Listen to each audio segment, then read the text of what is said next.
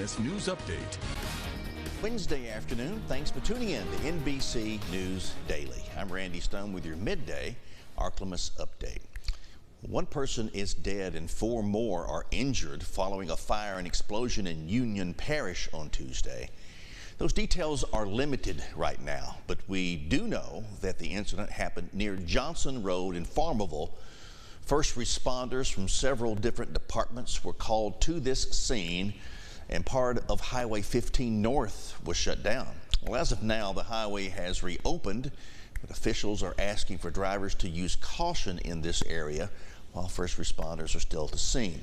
We'll continue to update you as we get more details on this incident and the victims that were involved. In crime news, detainees set fire inside of the Columbia County Detention Facility. That incident happened on Monday. On duty, jailers were able to quickly put the fire out. Smoke was flushed out with large exhaust fans by the Magnolia Fire Department. There were no fatalities. Detainees inside the cell where the fire was started have minor injuries and were transported to a local hospital.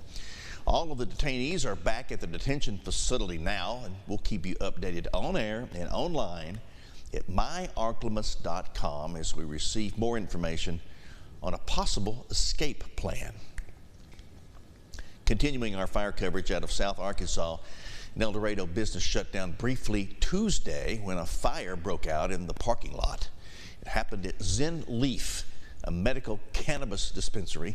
Upon arrivals, officials discovered that a vehicle was on fire, and officials say mechanical failure led to that blaze. It did not take them long to put the fire out. There were no injuries reported. The vehicle was removed and Zen Leaf reopened soon after.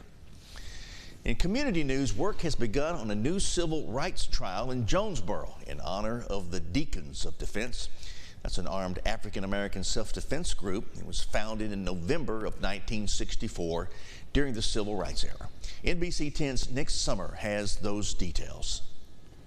Well, it means a lot. It shows a part of our history and also lets the public know that during the time of the civil rights struggle, we had some strong men to stand up and step up and speak out to protect their people. A dedication ceremony is planned for the first week of July at the Charles H. Garrett Community Center, where Lieutenant Governor Billy Nungesser will be a featured guest.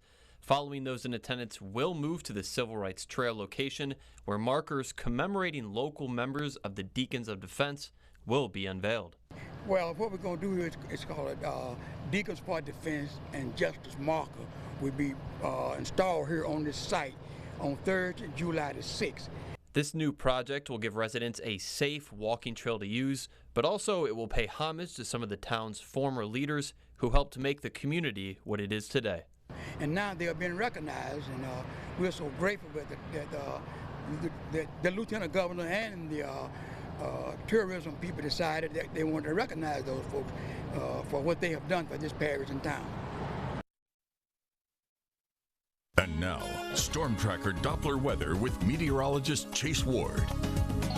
Well, we do have a frontal boundary that's starting to move further down to the south, and as it does, we're going to start to see drier air filter back in. It's not going to be as humid as we go into this afternoon, so it's definitely some good news out of that. And rain chances are also going to start falling as well, but they could be increasing as we go into Monday of next week. But for this afternoon, we'll be seeing our daytime high temperatures in the lower 90s. A few clouds could move back in, and like I said, not going to be as humid. We'll see a high of about 92 degrees later on today, with winds staying mainly out of the north.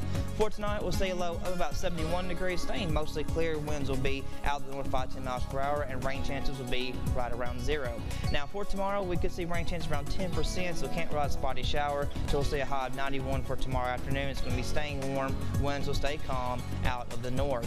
As we look at the 7-day forecast, we'll stay clear throughout most of this week. Rain chances will be relatively low, but as we go into Sunday and Monday next week, we could see rain chances increase a little bit, about to 20%. Pop-up showers, thunderstorms will be possible, but those temperatures, they will be warming up to the mid and possibly upper 90s by next week, and the humidity will be climbing as well. It's going to start off hot and humid on Sunday, and that will continue as we go into Monday and Tuesday of next week. Overall, lows will stay mainly in the lower to mid 70s, so enjoy the lower 90s as we end this week, because it's going to be a lot warmer.